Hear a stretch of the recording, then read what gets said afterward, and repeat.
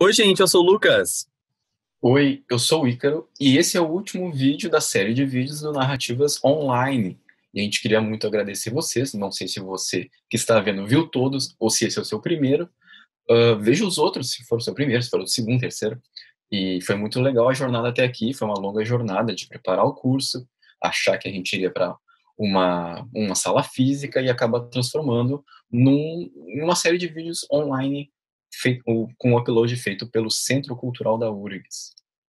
Te agradece a URGS pelo espaço e a vocês pela audiência. Esperamos que vocês tenham gostado. E vamos falar então do nosso último tópico, continuando a falar um pouco de roteiro, né? Então, se você não viu os vídeos anteriores, assiste lá e comenta e tenta participar com a gente o máximo que puder. Deixa eu botar o slide aqui. Bom, é isso aí. Então, assim, apresentamos mais ou menos como era o roteiro e aqui a gente vai mostrar para vocês como funciona a estrutura de um roteiro. Então, assim, a gente selecionou algumas palavras-chave para a gente tentar discutir aqui, mas o importante é saber que a história é a maior estrutura de um roteiro. Quando estamos vendo um filme ou quando formos só ler o roteiro, estaremos presenciando uma história e essa história vai mudar, provavelmente vai mudar a vida dos personagens que estão ali apresentados e vai ter uma sequência de grandes eventos e vai ter, sim, vai ter acontecimentos. Qual é a diferença de história para plot ou enredo? É uma palavra bem conhecida hoje em dia, então eu noto que as pessoas preferem usar até plot ao invés de enredo, mas o que diferencia é que o enredo é o resultado das escolhas do roteirista ou dos roteiristas ou da pessoa que escreveu aquele filme. Então, ele vai fazer essas escolhas, como apresentar a história ao telespectador. E por fim, geralmente no filme também, às vezes não, mas geralmente, nós temos o clímax, que é o grande evento do filme, geralmente. Ele pode ser irreversível na vida dos personagens ou não. Quando ele for irreversível, geralmente é um final fechado. Então, a gente tem uma estrutura bem clássica, começa o filme e termina com a história se resolvendo. Quando é um final aberto, a gente geralmente pensa coisas que podem vir a acontecer no filme ainda, ou na vida dos personagens, porque o filme acaba e a gente pensa, bom, aconteceu mais alguma coisa e não sabemos o que é. É muito legal quando tem um final aberto, às vezes, né? O espectador acaba buscando ao longo do filme referências que ajudem ele a fechar esse final. Mas o final aberto é justamente isso: é dar para o leitor e para o espectador a possibilidade de construir a sua própria narrativa a partir daquele desfecho. É isso. E o final aberto é um grande momento no cinema. Tu vê a insatisfação das pessoas E com aquele saem tema. chateadíssimos. Não, o pessoal fica desolado e eu também fico desolado às vezes. Às vezes eu queria um final fechadinho para o meu coração ficar mais quentinho. E bom, agora a gente vai mostrar para vocês que o cenário de um filme, ele é formado por não só quatro partes, mas aqui a gente vai estudar só quatro partes, que são período, duração, localização e nível de conflito.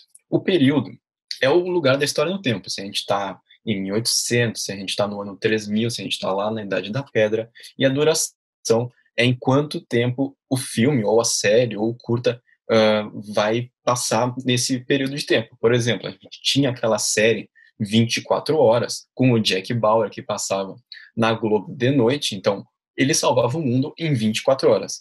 A duração daquela série era 24 horas. Nós temos filmes que duram dias, meses, anos, alguns duram um pouco menos. Então, isso é a duração. A localização é o lugar da história no espaço. Estamos onde? Estamos na Inglaterra vitoriana, estamos no Brasil no século XXI, estamos fora do planeta Terra, estamos em algum lugar do universo.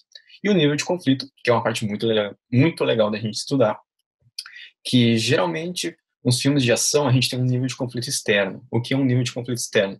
Uma guerra, por exemplo, uma batalha, um duelo. E um nível de conflito interno é muito presente nos filmes da atualidade, quando a gente tem esses filmes de amadurecimento. Então, o protagonista enfrenta um nível de conflito interno. Não está acontecendo nada físico fora da cabeça dele, mas dentro dele acontecem muitas coisas e a gente vê isso acontecendo ao longo do filme. Então, pode ser uma diferença de classes sociais, pode ser essa dificuldade de amadurecimento, pode ser conflitos com familiares, ou conflitos com namorado, namorada. Então, assim, é bem interessante essa parte. Mas sempre tem, então, esse elemento, né, que faz com que o personagem se movimente, enfim, e entre em movimento para que a narrativa aconteça. Nós também decidimos trazer para vocês dois conceitos legais, assim, das narrativas de um modo geral, mas principalmente do cinema, que é a noção de Deus ex machina e de Diabolus ex machina. O que significa essas duas noções, né?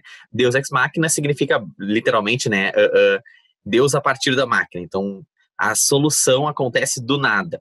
Que acontece? Geralmente a gente está assistindo alguma série, algum filme, enfim, e parece que tudo está perdido, mas no último segundo surge um herói, ou o herói descobre que ele tem um novo poder, ou surge um elemento, ou surge um personagem que pode resolver todas as situações. Então isso seria a ideia de Deus Ex Machina, quando no meio, né, quando tudo parece perdido, surge algum elemento que resolve o problema inteiro, né, e acaba aí com todas as questões da trama. E o Diablos Ex Machina é o contrário, né, gente? É quando tá numa situação super crítica e tudo ainda pode piorar, né? Estamos vivendo esse momento, mais ou menos. As coisas estão piorando nesse momento de pandemia. Que horror, mas vai melhorar. Eu tenho fé num Deus Ex Machina. A gente trouxe 2 exemplos aqui, né? Ícaro. Isso, não, estamos precisando de um Deus Ex Machina no momento, sim.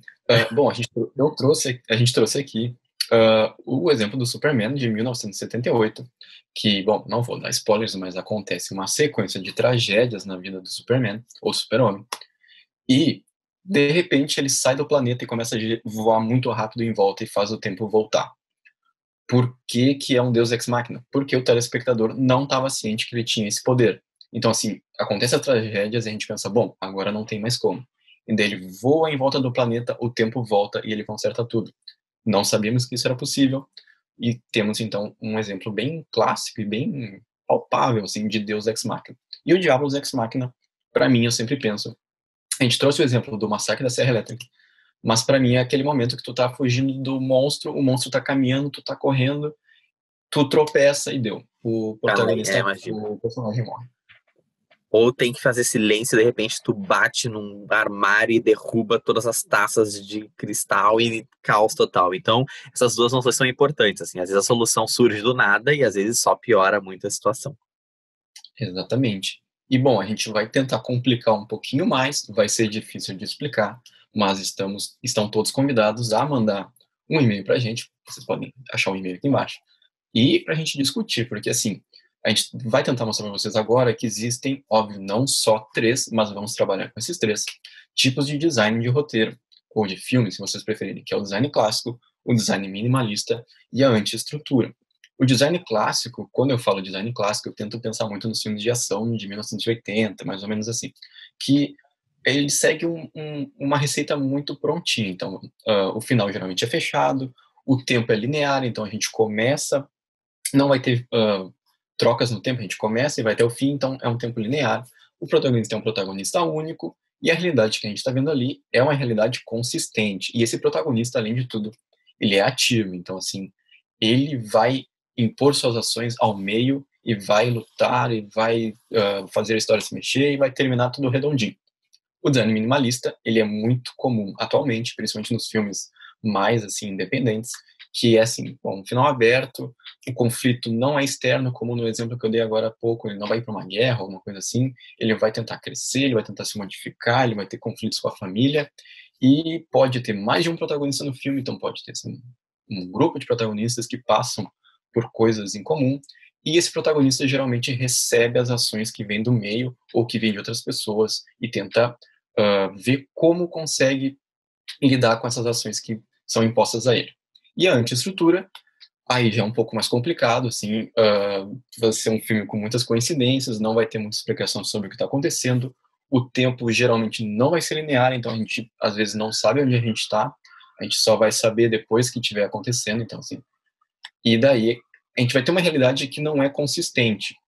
A gente não vai saber se é um sonho, se não é, se a gente está vendo o que está acontecendo ou se no final a gente vai descobrir que nada daquilo era real. E essa antiestrutura é interessante porque ela é uma subversão do design clássico. Então, assim, quando for ver um filme e pensar, bom, isso está muito esquisito, isso não é o que eu estava habituado nos filmes, sei lá, do Stallone, pode ser uma antiestrutura. Era isso que eu ia dizer, assim, a gente está muito habituado com esse design clássico, né? E é importante, gente, que vocês tenham consciência de que a história, ela não precisa se situar exatamente nessas extremidades, né, Ícaro? Então, tu pode ter, enfim, uma estrutura de roteiro que está entre o design clássico e o minimalista. Por quê? Porque tem um final fechado, mas não tem tem vários protagonistas. Ou porque tem um conflito interno, mas tem um protagonista ativo. Enfim, então essa ideia são as extremidades mesmo, né? São exageros, assim, essas possibilidades, e a história pode se situar nesses entre lugares, né? E a gente reitera, né, que no livro do Robert McKee, que está a nossa referência aqui embaixo, vocês podem encontrar todo o detalhamento, exemplos, né, e toda uma digressão, assim, uma explicação sobre cada tipo de design de roteiro. Mas o legal também é tentar assistir filmes e pensar, né, o que se enquadra, o que mudou, né, por que eu tô acostumado com isso? A gente está tão acostumado com um tipo de design que a gente sabe mais ou menos o que vai acontecer no filme, né, a gente até faz uma previsão do que vai acontecer. Isso, é bem divertido e, assim, tentem fazer isso. Eu não sou muito bom em fazer isso. Geralmente eu preciso ler alguma coisa sobre o filme depois para entender se era um design mais clássico, se era um design mais minimalista, mas é interessante esse pensamento. E ainda dentro dessa questão dos filmes, a gente sabe que existem muitos gêneros, o gênero policial, o gênero de comédia romântica, drama, terror, todos esses gêneros, gênero de ação. E esses gêneros têm convenções próprias. Então, assim, como o Lucas falou, às vezes a gente já sabe o que esperar do filme. Então, assim, no filme de ação, sei lá, Velozes e Furiosos, a gente vai ver carros, explosões, tudo aquilo. A gente vai no cinema para ver isso, a gente está esperando isso. Os protagonistas vão ter uns papéis desempenhados, vai ter o cara fortão, vai ter a mulher que é capaz de matar todos os homens do filme e tal. Ela é aquela mulher super forte que o protagonista gosta, que são amigos, então todas essas coisas, às vezes até um pouco preconceituosas, a gente vê em alguns filmes que tem esse papel do gênero desempenhado. O que acontece quando mistura muitos gêneros, eu acredito que seja Parasita. Sim, eu e o Lucas tivemos quase a mesma experiência, porque começou o filme do Parasita, e é uma comédia, assim, a gente não sabe muito bem se a gente pode rir, porque tá brincando com coisas um pouco sérias, mas daí a gente se deixa aí, tá bem, estamos aqui, vamos rir, e daí troca para um suspense, e daí de repente vira um terror, e no final assim, uma luta de classes absurda que te engole por completo. Então, assim, é muito difícil analisar Parasita, porque tem mais de um gênero, e não são dois gêneros, são 3, 4, 5, e faz com que a narrativa ande muito rápido e a gente meio que se perca, mas é muito legal. É legal porque é um filme que brinca, assim, com as nossas percepções, né? A gente não sabe o que esperar. Eu fui ao cinema sem saber muito, assim, sem ter muita expectativa, né? E é legal porque vai te surpreendendo. E dentro de um gênero, tu pode ter várias subdivisões, né? Então, um filme de crime pode ser um filme que se passa, enfim, na Inglaterra, no século XVII, mas pode ser uma ficção científica, enfim, tu vai tendo dentro camadas, né? E pode brincar com isso também. E é legal também como sempre rola uma subversão, às vezes, do gênero, né? Então, às vezes rola até uma junção de gêneros diferentes. Então, terror que é comédia ao mesmo tempo, ou, enfim, uma ação que também é comédia, e aí vai tendo várias inversões, enfim, a liberdade criativa de cada autor. E os papéis dos personagens não são fixos, assim. Não vai ter o cara fortão que vai resolver tudo, vai ser bem diferente. Sempre tem essas noções. Além das questões, enfim, do cinema, a gente quis trazer também as séries, né, porque tá muito em alta, ainda mais nesse momento, assim, de isolamento, os cinemas estão fechados, e uma autora muito legal, que tem um trabalho literário muito voltado para esse universo, é a Ana Paula Maia. Ela é brasileira, enfim, né, nascida no Rio de Janeiro. Ela escreve geralmente novelas, contos, né, romances bem curtos, e roteiros também para peças de teatro e para séries. E ela vai até estrear uma série na Globoplay, deve ser esse ano ou ano que vem, chamada Desalma, que é uma série de terror, e é uma literatura muito voltada, assim, para um horror urbano, cotidiano, assim, umas coisas que a gente lê e vai se reconhecendo de alguma forma naquilo ali. Então, fica a dica de leitura da Ana Paula Maia. E daí nós temos o serviço de streaming, a gente vai passar rapidamente porque a gente tem Netflix, Amazon, Hulu, um monte de opções. Esses serviços estão mostrando pra gente, trazendo clássicos e trazendo obras de outras mídias. A gente trouxe aqui o Crônicas de Nárnia, que vai virar uma série, é isso, né, Lucas? Vai virar uma série da Netflix, já foi adaptado pela Disney, né? Desventuras em série também, que já está sendo adaptado, já foi adaptado pela Netflix. Então, essa é a relação sempre com a literatura, né? Então, por mais plataformas que surjam e por mais linguagens modernas, né? Enfim, essas mídias acabam sempre se voltando para a literatura para resgatar algum elemento e para renovar e reinventar esses textos. Isso, e daí eu trouxe aqui rapidinho Riverdale e Sabrina, que são no mesmo universo, que é o Archie Comics, no mesmo universo de histórias em quadrinhos, e fizeram muito sucesso, principalmente nas adolescentes. Muito sucesso. Não só entre adolescentes, estou esperando os episódios novos, por sinal, mas são textos que eram de outras mídias e foram para as mídias de streaming. Legal ver essa transposição também naquele processo de adaptação.